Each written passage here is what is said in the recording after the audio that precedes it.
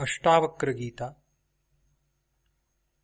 अध्याय 18वां।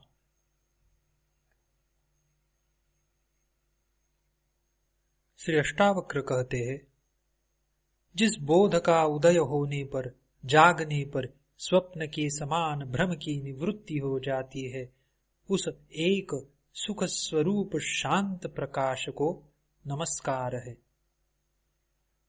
जगत के सभी पदार्थों को प्राप्त करके कोई बहुत से भोग प्राप्त कर सकता है, पर उन सब का आंतरिक त्याग किए बिना सुखी नहीं हो सकता। जिसका मन यह कर्तव्य है और यह अकर्तव्य आदि दुखों की तीव्र ज्वाला से झुलस रहा है, उसे भला कर्म त्याग रूपी शांति की अमृत धारा का सेवन किए बिना सुख की प्राप्ति कैसे हो सकती है। यह संसार केवल एक भावना मात्र है, परमार्थतः कुछ भी नहीं है। भाव और अभाव के रूप में स्वभावतः स्थित पदार्थों का कभी अभाव नहीं हो सकता। आत्मा न तो दूर है और न पास, वह तो प्राप्त ही है। तुम स्वयं ही हो, उसमें न विकल्प है, न प्रयत्न, न विकार और न मल ही। अज्ञान मात्र की निवृत्ति और स्वरूप का ज्ञान होते ही दृष्टि का आवरण भंग हो जाता है और तत्व को जानने वाला शोक से रहित होकर शोभायमान हो जाता है। सब कुछ कल्पना मात्र है और आत्मा नित्य मुक्त है।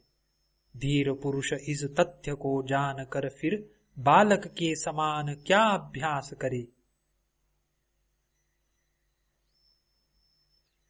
आत्मा ही ब्रह्म है और भाव अभाव कल्पित है, ऐसा निश्चय हो जाने पर निष्काम ज्ञानी फिर क्या जाने, क्या कहे और क्या करे। सब आत्मा ही है, ऐसा निश्चय करके जो चूप हो गया है, उस पुरुष के लिए यह मैं हूं, यह मैं नहीं हूं आदि कल्पनाएं भी शांत हो जाती है। अपने स्वरूप में स्थित होकर शांत हुए तत्वज्ञानी के लिए न विक्षेप है और न एकाग्रता, न ज्ञान है और न अज्ञान, न सुख है और न दुख है।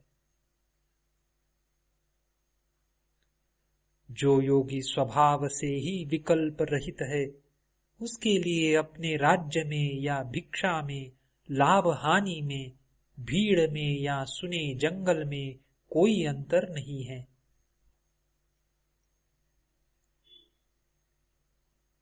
यह कर लिया और यह कार्य शेष है, इन द्वंद्वों से जो मुक्त है, उसके लिए धर्म कहा, कर्म कहा, अर्थ कहा और विवेक कहा।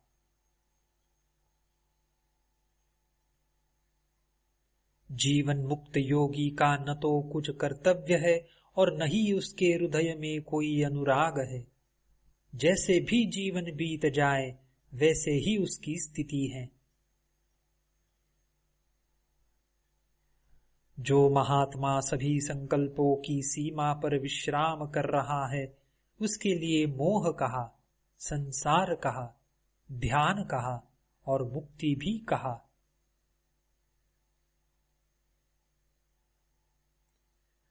जिसने इस संसार को वास्तव में देखा हो, वह कहे कि यह नहीं है, नहीं है।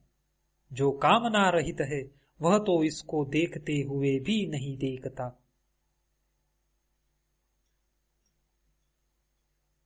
जिसने अपने से भिन्न पर ब्रह्म को देखा हो, वह चिंतन किया करे कि वह ब्रह्म मैं हूं। पर जिसे कुछ दूसरा दिखाई नहीं देता, वह निश्चिंत क्या विचार करे। जिसने अपने स्वरूप में कभी कोई विक्षेप देखा हो, वह उसको रोके। तत्व को जानने वाले का विक्षेप कभी होता ही नहीं है। किसी साध्य के बिना वह क्या करे। तत्वज्ञ तो सांसारिक लोगों से उल्टा ही होता है। वह सामान्य लोगों जैसा व्यवहार करता हुआ भी अपने स्वरूप में न समाधि देखता है, न विक्षेप और न लय ही। तत्वज्ञ भाव और अभाव से रहित, तृप्त और कामना रहित होता है। लौकिक दृष्टि से कुछ उल्टा सीधा करते हुए भी वह कुछ भी नहीं करता। तत्वज्ञ का प्रवृत्ति या निवृत्ति का दुराग्रह नहीं होता। जब जो सामने आ जाता है तब उसे करके वह आनंद से रहता है। ज्ञानी कामना, आश्रय और परतंत्रता आदि के बंधनों से सर्वथा मुक्त होता है। प्रारब्ध रूपी वायु के वेग से उसका शरीर उसी प्रकार गतिशील रहता है जैसे वायु के वेग से सूखा पत्ता। जो संसार से मुक्त है वह न कभी हर्ष करता है और न विषाद। उसका मन सदा शीतल रहता है और वह विदेह के समान सुशोभित होता है। जिसका अंतर मन शीतल और स्वच्छ है, जो आत्मा में ही रमण करता है, उस धीर पुरुष की न तो किसी त्याग की इच्छा होती है और न कुछ पाने की आशा।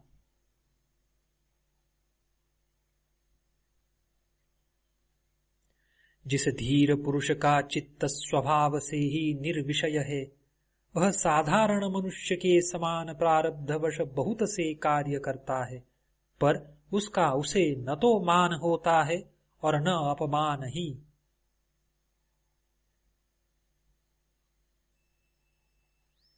यह कर्म शरीर ने किया है, मैंने नहीं, मैं तो शुद्ध स्वरूप हूं। इस प्रकार जिसने निश्चय कर लिया है वह कर्म करता हुआ भी नहीं करता। सुखी और श्रीमान जीवन मुक्त विषयी के समान कार्य करता है, परंतु विषयी नहीं होता है। वह तो सांसारिक कार्य करता हुआ भी शोभा को प्राप्त होता है। जो धीर पुरुष अनेक विचारों से थक कर अपने स्वरूप में विश्राम पा चुका है, वह न कल्पना करता है, न जानता है, न सुनता है और न देखता ही है।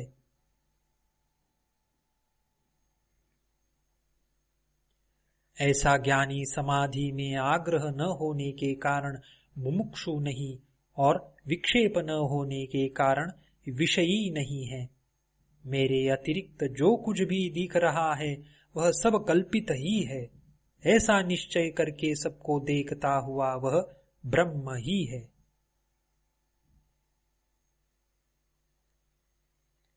जिसके अंतःकरण में अहंकार विद्यमान है वह देखने में कर्म न करे तो भी करता है, पर जो धीर पुरुष निरहंकार है वह सब कुछ करते हुए भी कर्म नहीं करता।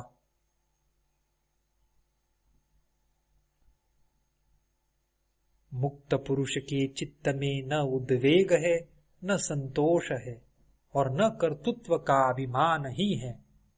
उसके चित्त में न आशा है न संदेह है, ऐसा चित्त ही सुशोभित होता है। जीवन मुक्त का चित्त ध्यान से विरत होने के लिए और व्यवहार करने की चेष्टा नहीं करता है।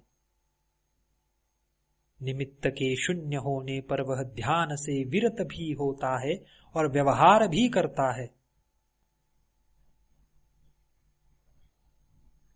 अविवेकी पुरुष यथार्थ तत्व का वर्णन सुनकर और अधिक मोह को प्राप्त होता है या संकुचित हो जाता है।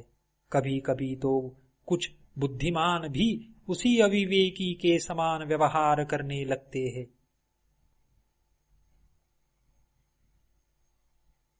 मूढ़ पुरुष बार बार यानी चित्त की एकाग्रता और निरोध का अभ्यास करते हैं।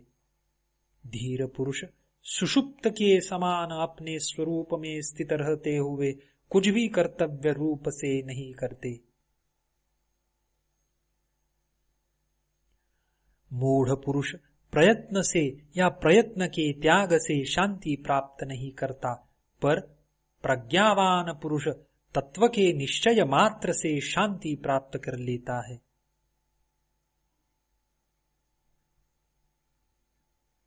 आत्मा के संबंध में जो लोग अभ्यास में लग रहे हैं, वे अपने शुद्ध, बुद्ध, प्रिय, पूर्ण, निष्प्रपंच और निरामय ब्रह्म स्वरूप को नहीं जानते।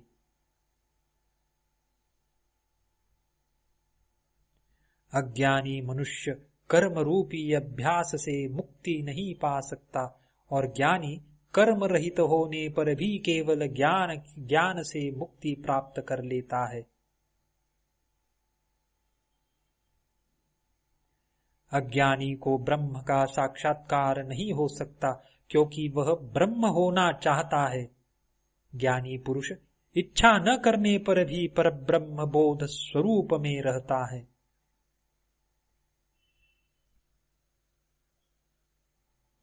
अज्ञानी निराधार आग्रहों में पड़कर संसार का पोषण करते रहते हैं।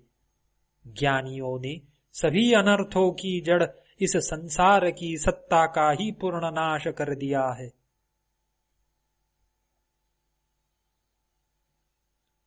अज्ञानी शांति नहीं प्राप्त कर सकता क्योंकि वह शांत होने की इच्छा से ग्रस्त है। ज्ञानी पुरुष तत्व का दृढ़ निश्चय करके सदैव शांत चित्त ही रहता है। अज्ञानी को आत्म साक्षात्कार कैसे हो सकता है जब वह दृश्य पदार्थों के आश्रय को स्वीकार करता है। ज्ञानी पुरुष तो वे हैं जो दृश्य पदार्थों को न देखते हुए अपने अविनाशी स्वरूप को ही देखते हैं। जो आग्रह करता है उस मूर्ख का चित्त निरुद्ध कहाँ है। आत्मा में रमण करने वाले धीर पुरुष का चित्त तो सदैव स्वाभाविक रूप से निरुद्ध ही रहता है। कोई पदार्थ की सत्ता की भावना करता है और कोई पदार्थों की असत्ता की। ज्ञानी तो भाव अभाव दोनों की ही भावना को छोड़कर निश्चिंत रहता है।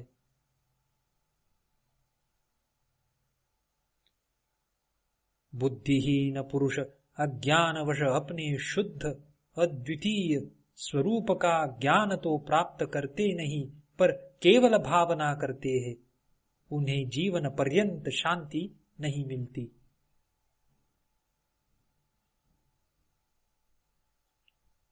मुमुक्षु पुरुष की बुद्धि कुछ आश्रय ग्रहण किए बिना नहीं रहती। मुक्त पुरुष की बुद्धि तो सब प्रकार से निष्काम और निराश्रय ही रहती है।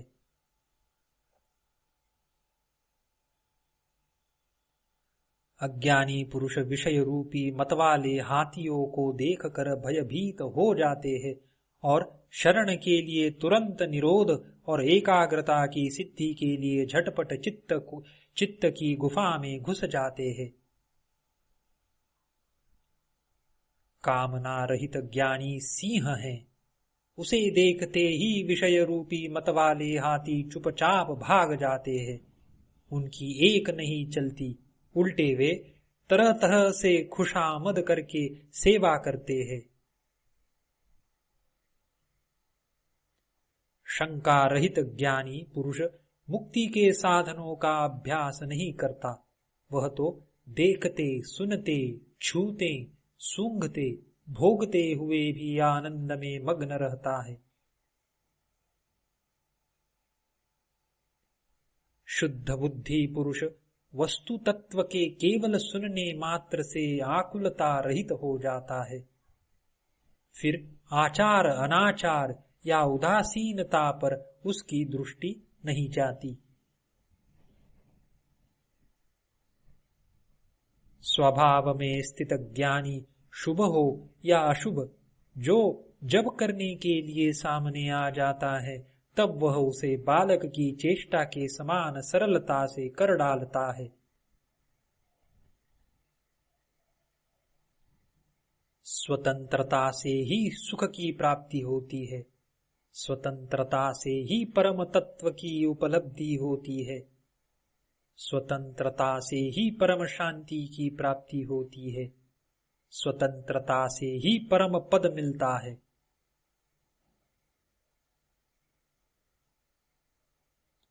जब साधक अपने आप को अकर्ता और अभोक्ता निश्चय कर लेता है, तब उसके चित्त की सभी वृत्तियां क्षीण हो जाती हैं। धीर पुरुष की स्वाभाविक स्थिति विक्षोभ युक्त होने पर भी श्रेष्ठ है, पर जिसके चित्त में अनेक इच्छाएं भरी हैं, उस अज्ञानी पुरुष पर बनावटी शांति शोभा नहीं पाती। धीर पुरुष बड़े भोगों में आनंद करते हैं और पर्वतों की गहन गुफाओं में भी निवास करते हैं, पर वे कल्पना, बंधन और बुद्धि की वृत्तियों से मुक्त होते हैं।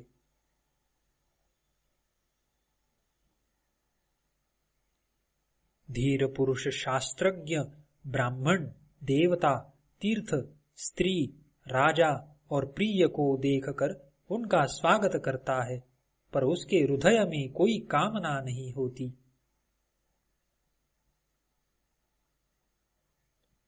सेवक, पुत्र, स्त्री, नाती और सगोत्र द्वारा हंसे हुए जाने पर भी, धिक्कारने पर भी योगी के चित्त में थोड़ा सा विकार भी उत्पन्न नहीं होता।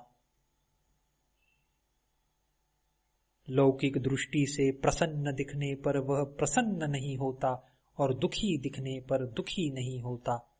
उसकी उस आश्चर्यमय दशा को उसके समान लोग ही जान सकते हैं।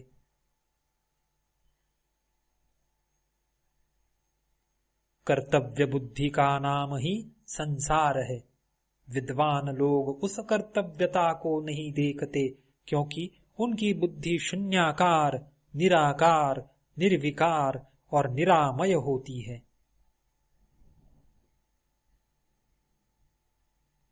अज्ञानी पुरुष कुछ न करते हुए भी क्षोभवश सदा व्यग्र ही रहता है।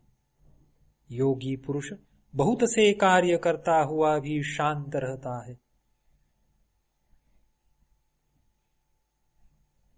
शांत बुद्धि वाला पुरुष सुख से बैठता है, सुख से सोता है, सुख से आता जाता है, सुख से बोलता है और सुख से ही खाता है। जो बड़े सरोवर के समान शांत है और लौकिक आचरण करते हुए जिसको अन्य लोगों के समान दुख नहीं होता, वह दुख रहित ज्ञानी शोभित होता है।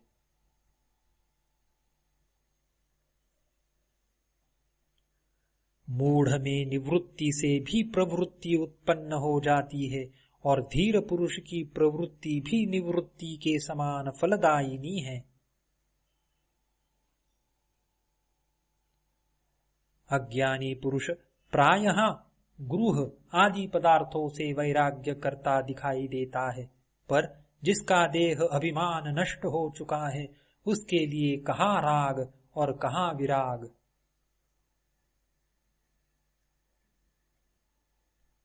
अज्ञानी की दृष्टि सदा भाव या अभाव में लगी रहती है, पर धीर पुरुष तो दृश्य को देखते रहने पर भी आत्म स्वरूप को देखने के कारण कुछ नहीं देखता।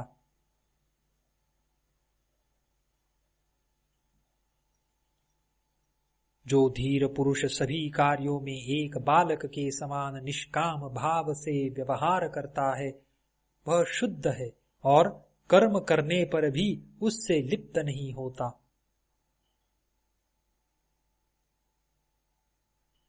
वह आत्मज्ञानी धन्य है जो सभी स्थितियों में समान रहता है, देखते, सुनते, छूते, सूंघते और खाते पीते भी उसका मन कामना रहित होता है।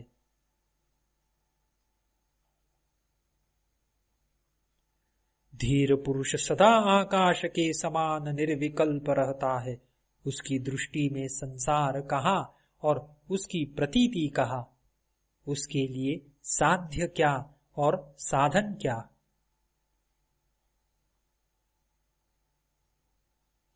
जिस सन्यासी को अपने अखंड स्वरूप में सदा स्वाभाविक रूप से समाधि रहती है, जो पूर्ण स्वानंद स्वरूप है, वही विजयी है।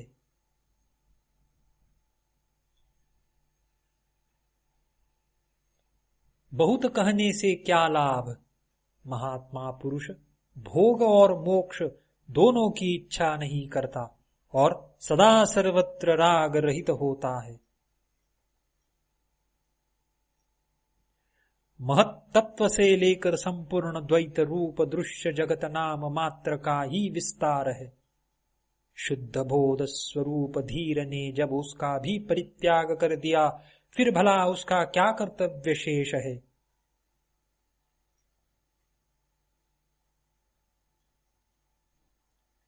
यह संपूर्ण दृश्य जगत भ्रम मात्र है, यह कुछ नहीं है। ऐसे निश्चय से युक्त पुरुष दृश्य की स्फूर्ति से भी रहित हो जाता है और स्वभाव से ही शांत हो जाता है।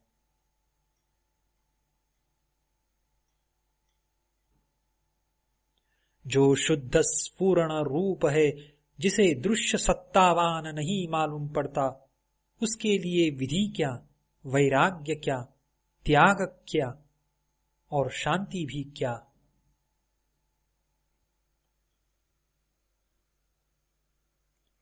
जो अनंत रूप से स्वयं स्फुरित हो रहा है और प्रकृति की पृथक सत्ता को नहीं देखता है, उसके लिए बंधन कहा, मोक्ष कहा, हर्ष कहा और विषाद कहा।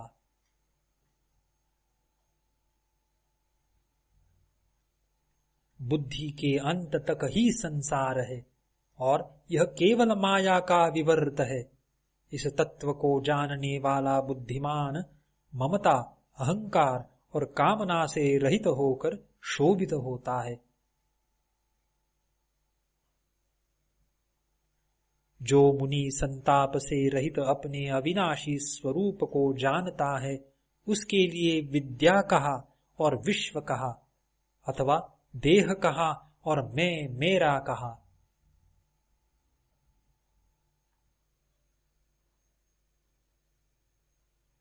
जड़ बुद्धि वाला यदि निरोध आदि कर्मों को छोड़ देता है, तो अगले क्षण बड़े बड़े मनोरथ बनाने और प्रलाप करने लगता है।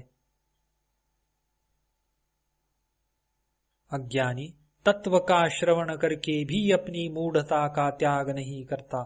वह बाह्य रूप से तो निसंकल्प हो जाता है, पर उसके अंतर मन में विषयों की इच्छा बनी रहती है। ज्ञान से जिसका कर्म बंधन नष्ट हो गया है, वह लौकिक रूप से कर्म करता रहे तो भी उसके कुछ करने या कहने का अवसर नहीं रहता, क्योंकि वह अकर्ता और अवक्ता है।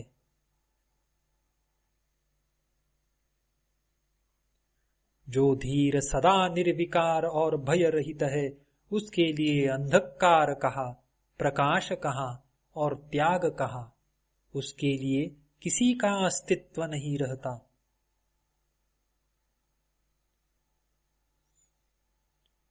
योगी को धैर्य कहा, विवेक कहा और निर्भयता भी कहा।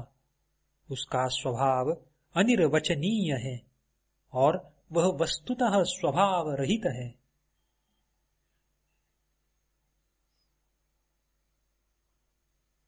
योगी के लिए न स्वर्ग है, न नरक और न जीवन मुक्ति ही। इस संबंध में अधिक कहने से क्या लाभ है। योगी की दृष्टि से कुछ भी नहीं है।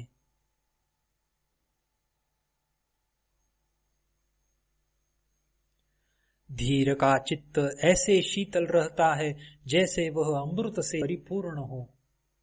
वह न लाभ की आशा करता है और न हानि का शोक।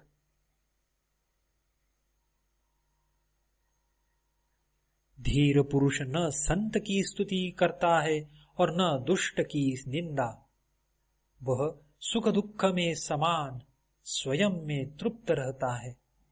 वह अपने लिए कोई भी कर्तव्य नहीं देखता।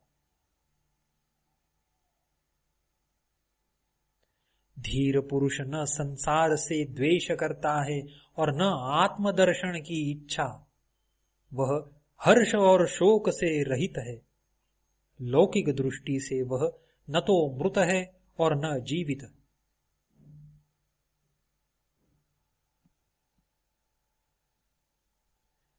जो धीर पुरुष पुत्र स्त्री आदि के प्रति आसक्ति से रहित होता है, विषय की उपलब्धि में उसकी प्रवृत्ति नहीं होती, अपने शरीर के लिए भी निश्चिंत रहता है, सभी आशाओं से रहित होता है, वह सुशोभित होता है।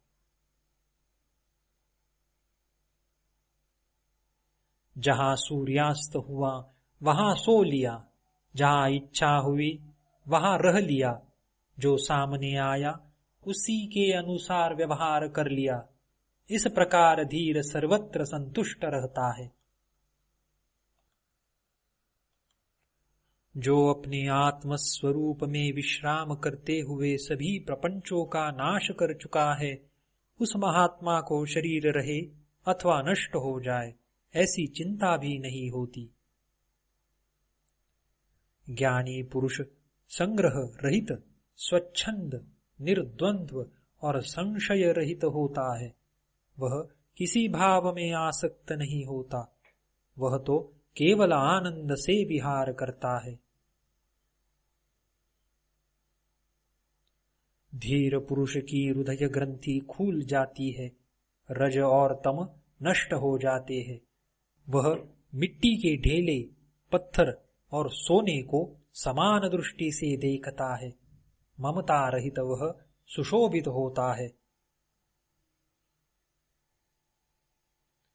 जो इस दृश्य प्रपंच पर ध्यान नहीं देता, आत्म तृप्त है, जिसके हृदय में जरा सी भी कामना नहीं होती, ऐसे मुक्तात्मा की तुलना किसके साथ की जा सकती है?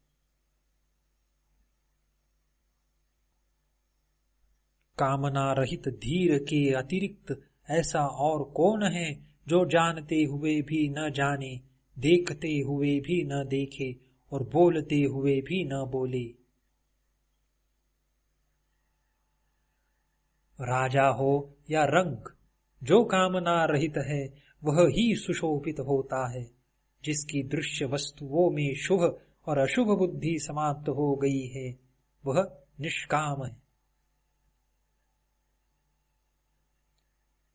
योगी निष्कपट, सरल और चरित्रवान होता है। उसके लिए स्वच्छंदता क्या, संकोच क्या और तत्व विचार भी क्या।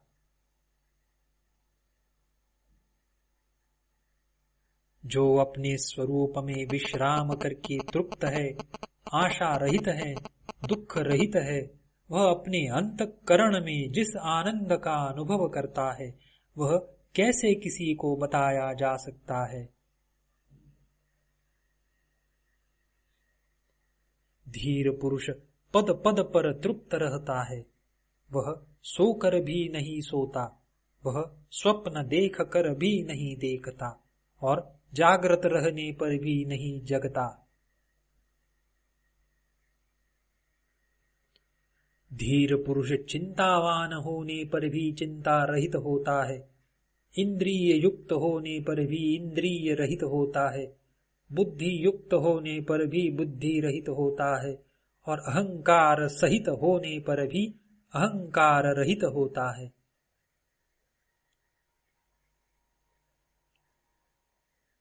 धीर पुरुष न सुखी होता है और न दुखी, न विरक्त होता है और न अनुरक्त।